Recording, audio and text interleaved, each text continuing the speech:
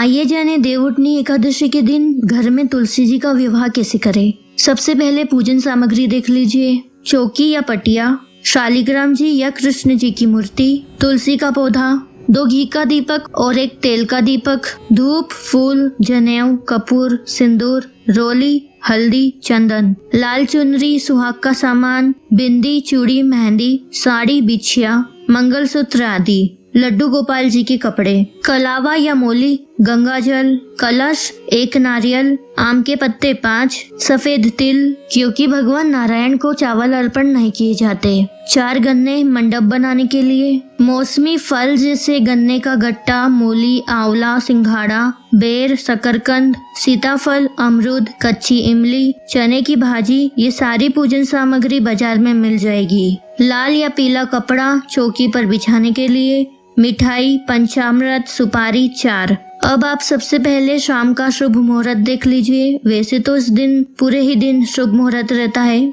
अब सबसे पहले जहाँ चौकी या पटिया रखेंगे वहाँ अष्टदल कमल बना ले या रंगोली बना ले। अब तुलसी के पौधे को आंगन में या फिर घर की छत पर या पूजा वाले कमरे में एक चौकी पर लाल कपड़ा बिछाकर बीच में स्थापित करें ताकि आप परिक्रमा लगा सके। और याद रहे तुलसी जी की चौकी को शालिग्राम जी की चौकी के बाएं तरफ रखें। अब एक दूसरी चौकी के नीचे रंगोली बना ले या फूलों से सजा ले और चौकी पर पीला या लाल कपड़ा बिछाकर शालिग्राम जी और सुपारी के गणेश जी को स्थापित करें। सुपारी के गणेश जी सुपारी में मोली लपेटकर बनाए जाते हैं। इन्हें विंध्याक जी कहते हैं। अगर आपके पास शालिग्राम जी नहीं है तो आप कृष्ण जी की मूर्ति या फोटो भी स्थापित कर सकते हैं। बस फोटो में कृष्ण जी अकेले होना चाहिए। अब दोनों चौकी के ऊपर गन्ने का मंडप सजाए, यानी कि चारों गन्ने को आपस में बांध दे। अब अपने व सामग्री के ऊपर गंगा जल का प्रोक्षण कर ले और 3 बार आचमन कर ले। ओम केशवाय नमः, ओम नारायणाय नमः, ओम माधवाय नमः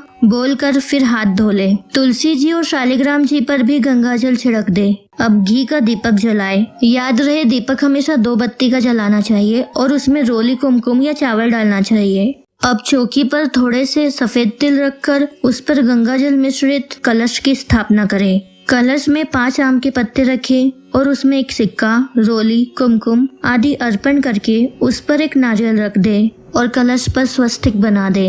अब सभी का पूजन शुरू करें। शुरुआत गणेश जी से करें। गणेश जी का कोई भी मंत्र बोलते हुए जैसे कि ओम गणेशाय नमः बोलकर उनको जनेऊ, कलावा, रोली, कुमकुम, सिंदूर आदि पूजन सामग्री अर्पण करें। इसी तरह कलश की, गन्ने के मंडप की भी पूजा करें। अब तुलसी जी को लाल चुनरी पहनाएं, साथ ही गमले में साड़ी लपेटकर तुलसी को चूड़ी पहनाएं और समस्त सुहाग सामग्री अर्पित करें। मंगलसूत्र बाद में अर्पण करेंगे। आप शालिग्राम जी या कृष्ण जी को पंचामृत से स्नान भी करा सकते हैं। अब कृष्ण जी को जनेऊ अर्पित करे और मूली चढ़ा दे और पीले वस्त्र पहना दे। रोली का टीका तुलसी को लगाए और चंदन का शालिग्राम जी को और सफेद तिल अर्पण कर दे। अब फूल अर्पण करे और जो भी नैवेद्य है, फल है, उनका भोग लगा दे और भोग में तुलसी दल रख दे। अब एक गाय के कंडे की कोर लेकर अग्नि प्रज्वलित कर ले और इसी भोग में से थोड़ा थोड़ा भोग आप अग्नि में लगाए और आचमन करा दे और धूप दीप दिखा दे। अब मेहंदी अर्पण करेंगे तुलसी जी और शालिग्राम जी को। अब तुलसी और शालिग्राम जी को हल्दी का लेप लगाएं और मंडप पर भी हल्दी लगाएं। हल्दी का लेप आप दूध में हल्दी मिलाकर बना सकते हैं। अब हल्दी की रस्म होने के बाद फेरों के लिए तुलसी जी और शालिग्राम जी का गठबंधन कर दे। गठबंधन करने के लिए आप कलावे का इस्तेमाल करें। एक लंबा कलावा ले, उसके एक हिस्से में लाल कपड़े में 1 सिक्का, सुपारी, हल्दी की गांठ और पुष्प डंडी वाले पान में रखकर बांध ले। कलावे के इस हिस्से को तुलसी जी पर रख दे और दूसरे हिस्से को कृष्ण जी के हाथ में पकड़ा दे। इस प्रकार गठबंधन कर दे।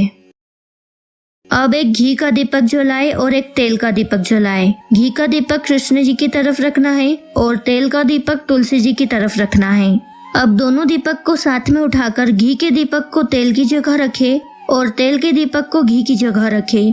ऐसा 7 बार करें। अंत में घी और तेल के दीपक की जगह बदल जाएगी, यानी कि घी का दीपक तुलसी जी की तरफ आ जाएगा और तेल का दीपक कृष्ण जी की तरफ चले जाएगा। यहाँ फेरे की रस्म पूरी होती है। अब एक चांदी के सिक्के या अंगूठी में कुमकुम या सिंदूर लेकर कृष्ण जी से छुआकर तुलसी जी को अर्पण कर दे, यानी कि मांग भर दे और इसी तरह मंगलसूत्र पहना दे। अंत में तुलसी जी की आरती और कृष्ण जी की आरती करे। अब आसन के नीचे जल छोड़कर तुलसी व कृष्ण जी की परिक्रमा कर ले। परिक्रमा लगाते वक्त यह बोलते जाए और हाथ में धानी लेकर थोड़ी थोड़ी धानी कृष्ण जी और तुलसी पर छोड़ते जाए। अब देव उठाने के लिए चौकी को कुछ लोग ऊपर नीचे थोड़ा थोड़ा 4 बार उठाए और यह बोलते जाए, उठो देव बैठो देव, अंगुलिया चिटकाओ देव, कुंवारन के ब्याह करा दे, ब्याहन के नातरे करा दे। अब कृष्ण जी या शालिग्राम जी को तुलसी जी के गमले में रख दे और क्षमा प्रार्थना करके अपनी मनोकामना मांग ले। अब सुने तुलसी विवाह से जुड़ी एक पौराणिक कथा। शिव महापुराण के अनुसार पौराणिक समय में दैत्यों का राजा दंभ हुआ करता था। वह बहुत बड़ा भगवान विष्णु का भक्त था। कई सालों तक उसके यहाँ संतान नहीं होने के कारण उसने शुक्राचार्य को अपना गुरु बनाकर उनसे श्री कृष्ण मंत्र प्राप्त किया। यह मंत्र प्राप्त करके उसने एक सरोवर में घोर तपस्या की। भगवान विष्णु उसकी तपस्या से प्रसन्न हुए और उसे संतान प्राप्ति का वरदान दे दिया। भगवान विष्णु के वरदान से राजा दंभ के यहाँ एक पुत्र ने जन्म लिया। इस पुत्र का नाम शंखचूड़ रखा गया। बड़ा होकर शंखचूड़ ने ब्रह्मा जी को प्रसन्न करने के लिए पुष्कर में घोर तपस्या की। उसकी तपस्या से प्रसन्न होकर ब्रह्मा जी ने उससे वरदान मांगने को कहा। तब शंखचूड़ ने वरदान मांगा कि वह हमेशा अजर अमर रहे और कोई भी देवता उसे नहीं मार पाए। ब्रह्मा जी ने उसे यह वरदान दे दिया और कहा कि वह बद्री वन जाकर धर्मध्वज की पुत्री तुलसी जो तपस्या कर रही है उससे विवाह कर ले। शंखचूड़ ने वैसा ही किया और तुलसी के साथ विवाह करके सुखपूर्वक रहने लगा। उसने अपने बल से देवताओं, असुरों, दानवों, राक्षसों, गंधर्वों, नागों, किन्नरों, मनुष्यों तथा त्रिलोकी के सभी प्राणियों पर विजय प्राप्त कर ली। वह भगवान विष्णु का परम भक्त था। शंखचूड़ के अत्याचारों से सभी देवता परेशान होकर ब्रह्मा जी के पास गए और ब्रह्मा जी उन्हें भगवान विष्णु के पास ले गए। भगवान विष्णु ने कहा कि शंखचूड़ की मृत्यु भगवान शिव के त्रिशूल से ही होगी, अतः आप उनके पास जाए। भगवान शिव ने चित्ररथ नामक गण को अपना दूत बनाकर शंखचूड़ के पास भेजा। चित्ररथ ने शंखचूड़ को समझाया कि वह देवताओं को उनका राज्य लौटा दे, परंतु शंखचूड़ ने मना कर दिया और कहा कि वह महेश्वर से युद्ध करना चाहता है। भगवान शिव को जब यह बात पता चली तो वे युद्ध के लिए अपनी सेना लेकर निकल पड़े। इस तरह देवता और दानवों में घमासान युद्ध हुआ, परंतु ब्रह्मा जी के वरदान के कारण शंखचूड़ को देवता नहीं हरा पाए। भगवान शिव ने शंखचूड़ का वध करने के लिए जैसे ही अपना त्रिशूल उठाया, तभी आकाशवाणी हुई कि जब तक शंखचूड़ के हाथ में श्री हरि का कवच है और इसकी पत्नी का सतीत्व अखंडित है, तब तक इसका वध असंभव है। आकाशवाणी सुनकर भगवान विष्णु वृद्ध ब्राह्मण का रूप धारण कर शंखचूड़ के पास गए और उससे श्री हरि कवच दान में मांग लिया। शंखचूड़ ने वह कवच बिना किसी संकोच के दान कर दिया। इसके बाद भगवान विष्णु शंखचूड़ का रूप बनाकर तुलसी के पास गए। शंखचूड़ रूपी भगवान विष्णु ने तुलसी के महल के द्वार पर जाकर अपनी विजय होने की सूचना दी। यह सुनकर तुलसी बहुत प्रसन्न हुई और पति रूप में आए भगवान का पूजन किया व रमण किया। ऐसा करते ही तुलसी का सतीत्व खंडित हो गया और भगवान शिव ने युद्ध में अपने त्रिशूल से शंखचूड़ का वध कर दिया। जब तुलसी को पता चला कि वे उनके पति नहीं है बल्कि वे तो भगवान विष्णु हैं, तो क्रोध में आकर तुलसी ने कहा कि आपने छल पूर्वक मेरा धर्म भ्रष्ट किया है और मेरे पति को मार डाला, अतः मैं आपको श्राप देती हूँ कि आप पाषाण होकर धरती पर रहे। तब भगवान विष्णु ने कहा, देवी तुम मेरे लिए कई वर्ष तक तपस्या कर चुकी हो। तुम्हारा यह शरीर नदी रूप में बदलकर गंडकी नामक नदी के रूप में प्रसिद्ध होगा।